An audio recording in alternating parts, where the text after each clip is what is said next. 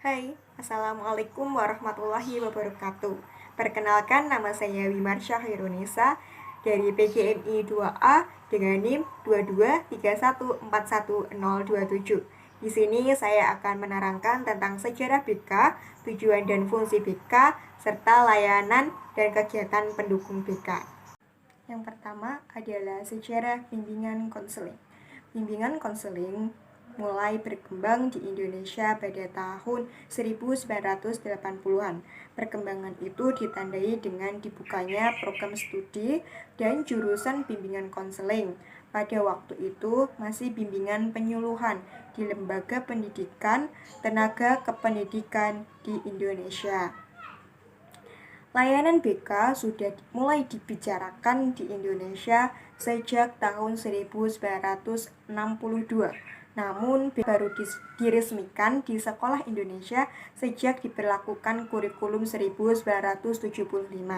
Pada kurikulum 1984 semula disebut bimbingan dan penyuluhan atau BP, sehingga julukan atau sebutannya menjadi guru BP. Kemudian, pada kurikulum 1994 berganti nama menjadi bimbingan konseling atau BK dengan sebutan di sekolah sebagai guru BK sampai dengan sekarang. Perkembangan BK sebelum kemerdekaan terjadi pada tahun 1940. Pada tahun ini, bimbingan dan konseling lebih ditandai dengan perjuangan merealisasikan kemerdekaan melalui pendidikan. Pada tahun ini juga diupayakan secara bertahap memecahkan masalah besar seperti pemberantasan buta huruf, sesuai dengan jiwa Pancasila dan Undang-Undang Dasar 1945. Perkembangan bimbingan dan konseling setelah kemerdekaan merupakan titik awal bagaimana memberikan penguatan terhadap para siswa atau peserta didik untuk dapat mengisi kemerdekaan dengan berbagai pengetahuan. Perkembangan bimbingan dan konseling setelah kemerdekaan dibagi menjadi 5 tahap, antara lain 150.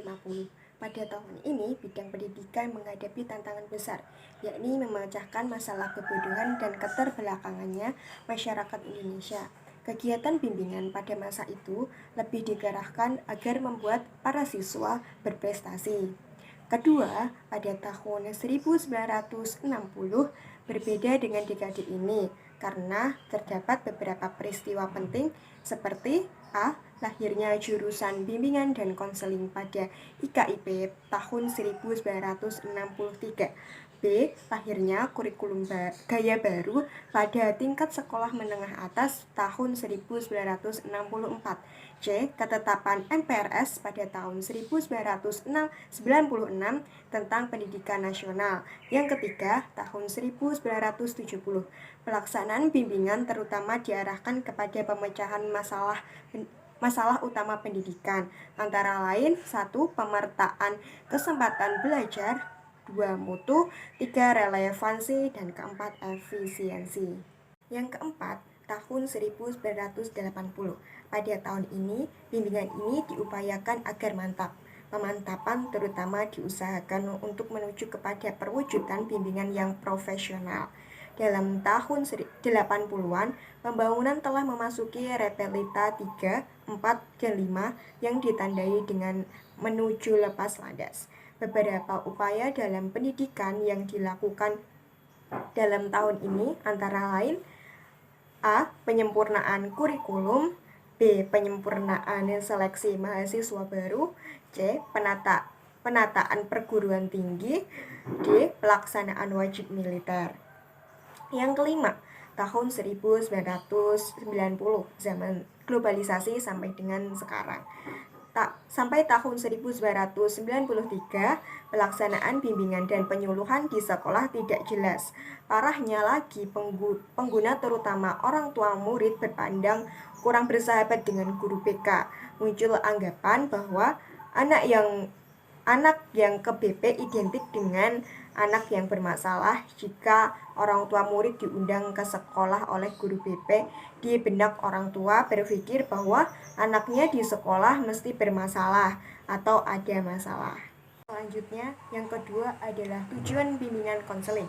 Tujuan umum bimbingan konseling adalah untuk membantu individu memperkembangkan diri secara optimal sesuai dengan tahap perkembangan dan predisposisi yang dimilikinya, seperti kemampuan dasar dan bakat-bakatnya. Berbagai latar belakang yang ada, seperti latar belakang keluarga, pendidikan, status sosial ekonomi, serta sesuai dengan tuntunan positif lingkungannya. Dalam kaitan ini, bimbingan konseling membantu individu untuk menjadi insan yang berguna dalam kehidupan, yang memiliki berbagai wawasan, pandangan, interpretasi, pilihan, penyesuaian, dan keterampilan yang tepat. Selain tujuan umum, bimbingan dan konseling juga memiliki tujuan khusus. Tujuan khusus bimbingan konseling merupakan penjabaran tujuan umum yang dikaitkan secara langsung dengan permasalahan yang dialami oleh individu yang bersangkutan, sesuai dengan kompleksitas permasalahannya. Masalah individu beraneka ragam, jenis, intensitas, dan sangkut pautnya, serta masing-masing bersifat unik. Oleh karena itu, tujuan khusus bimbingan dan konseling untuk masing-masing individu bersifat unik pula.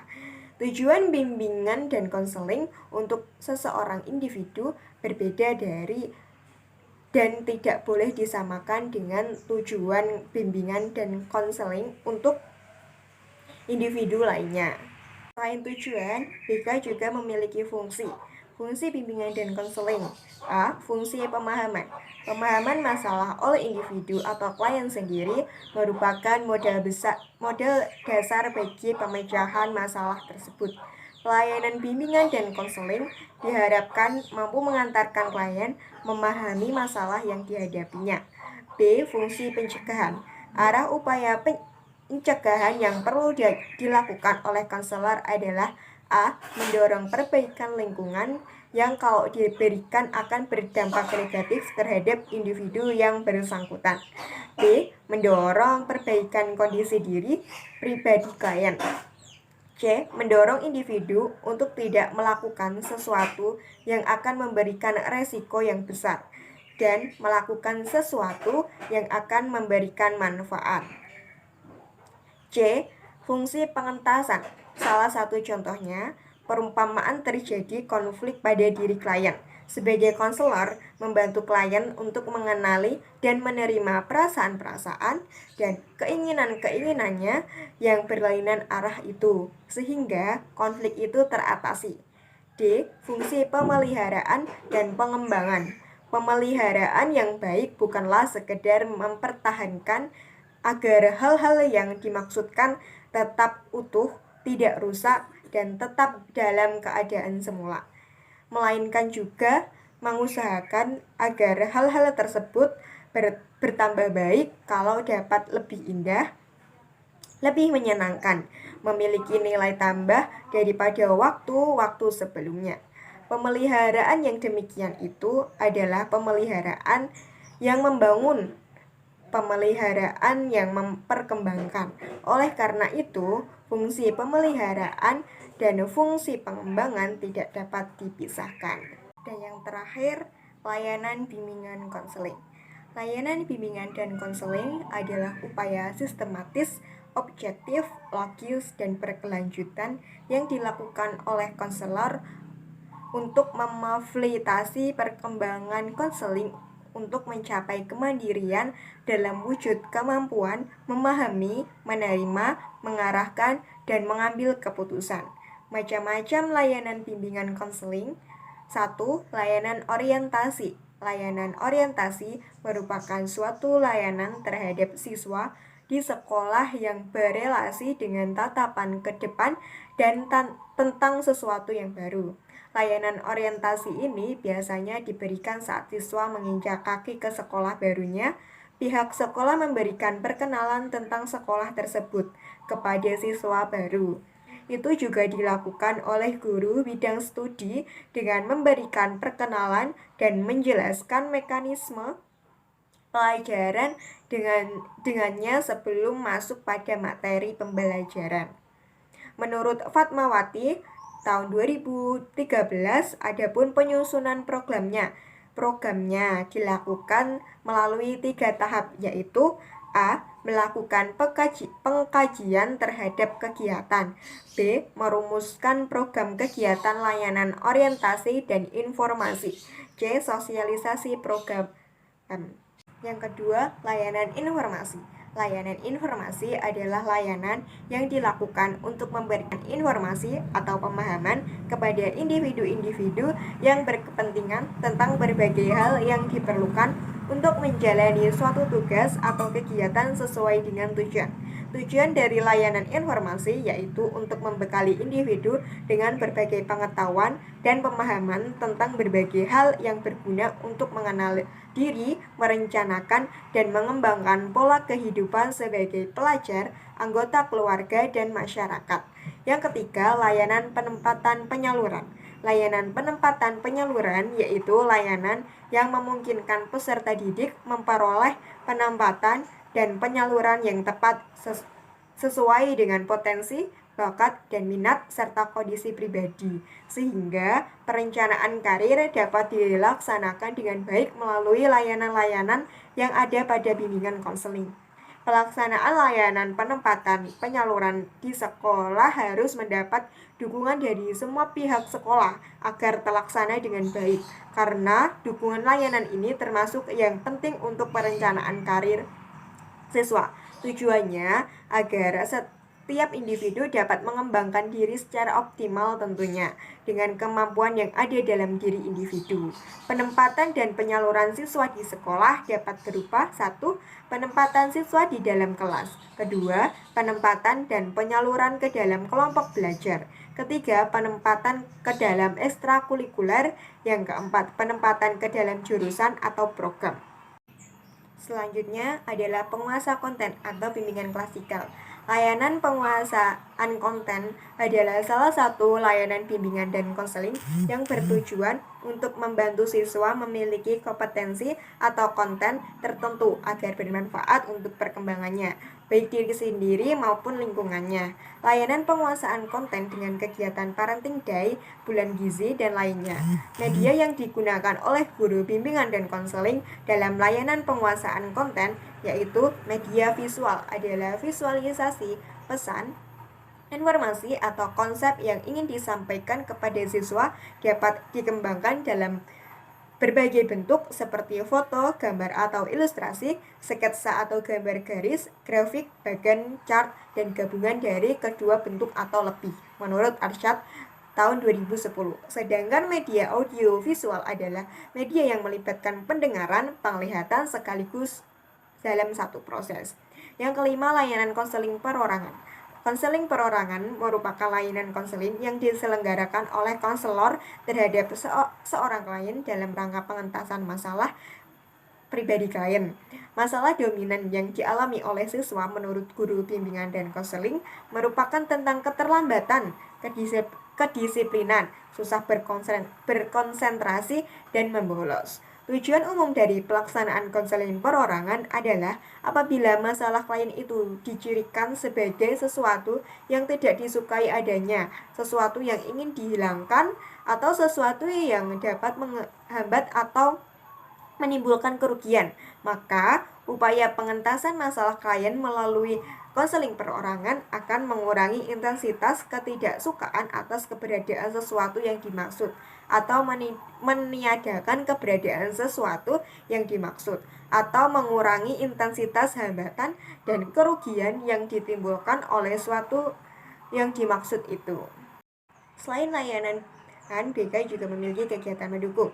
Kegiatan pendukung adalah suatu kegiatan dalam pelayanan bimbingan dan konseling yang memungkinkan diperolehnya berbagai data, keterangan, dan kemudahan bagi terlaksananya jenis-jenis layanan serta terwujudnya fungsi-fungsi BK. Dalam BK, saat ini ada 6 kegiatan pendukung, yaitu 1. Aplikasi instrumen. Aplikasi instrumen merupakan kegiatan pendukung, dilaksanakan untuk mengumpulkan data dan keterangan tentang siswa, keterangan tentang lingkungan siswa, serta lingkungan yang lebih luas. Pengumpulan data dapat dilakukan dengan berbagai instrumen, baik bentuk tes maupun non-tes. 2. Himpunan data. Data tentang siswa sangat diperlukan dalam penyelenggaraan BK.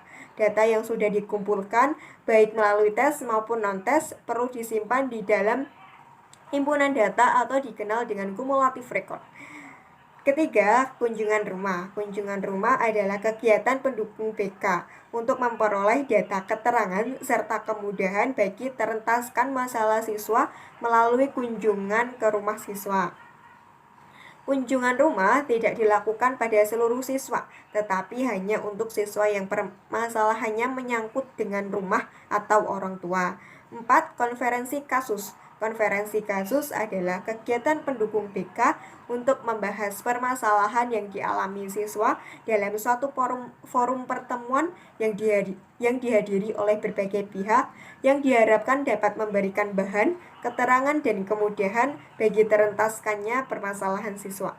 Pertemuan dalam konferensi kasus bersifat terbatas dan tertutup. 5. Aliran tangan. Alih tangan merupakan kegiatan pendukung untuk mendapatkan penanganan yang lebih cepat, tepat, dan tuntas masalah yang dihadapi siswa dengan memindahkan penanganan kasus dari pihak ke pihak lainnya. Yang keenam, PTK atau pendukung tampilan kepustakaan. Tampilan kepustakaan ini dimaksudkan membantu permasalahan klien dengan cara memanfaatkan permasalahan klien dengan cara memanfaatkan pustaka, karena pustaka itu merupakan gudang ilmu yang terekam melalui buku, majalah, koran, tabloid, dan film. Sekian materi yang dapat saya sampaikan. Terima kasih atas perhatiannya. Kurang lebihnya saya mohon maaf. Wassalamualaikum warahmatullahi wabarakatuh.